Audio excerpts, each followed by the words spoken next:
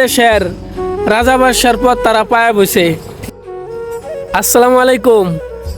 সকলেই জানেন কম বেশি আমি আগে ইমামতি করতাম, তো এখন ইমামতি ছেড়ে দিয়ে এরকম অবস্থায় এই রাস্তার মাঝখানে কেন?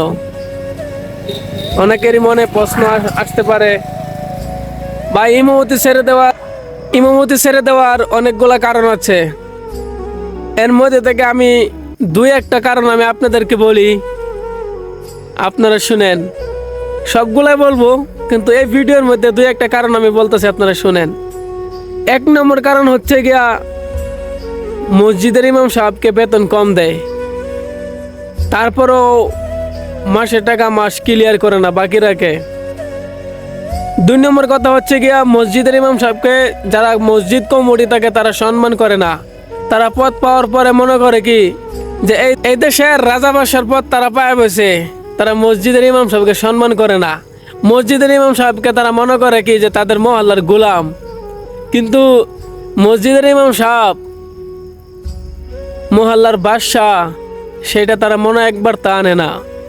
যদি আনতো তাহলে এই মসজিদের ইমাম সাহেবকে ছোট থেকে বড় যারা আছে সবাই সম্মান করত। আর অনেকগুলা কারণ আছে ভাই, সবগুলা এক ভিডিওর মধ্যে তুলা ধরা যাবে না, ভিডিও লং হয়ে যাবে। তাই এই ভিডিওর মধ্যে যারা যারা দেখবেন আমার ইউটিউব চ্যানেলটা সকলেই সাবস্ক্রাইব করে রাখবেন। পরবর্তী ভিডিও ইনশাল্লাহ আইতেছে মসজিদের ইমাম সাহেবকে নিয়েই। অনেকগুলো কথা আছে, সবগুলা কথা আমি এই ভিডিওর মাধ্যমে তুলে তুলে ধরবো ইনশাল্লাহ। সকলেই আমার চ্যানেলটা সাবস্ক্রাইব করে রাখবেন। সকলের কাছে এই আবদারটা রইল আমার। আমি প্রবাসী, সকলেই দোয়া করবেন। ভালো থাকেন, সুস্থ থাকেন। খুদা হাফেজ।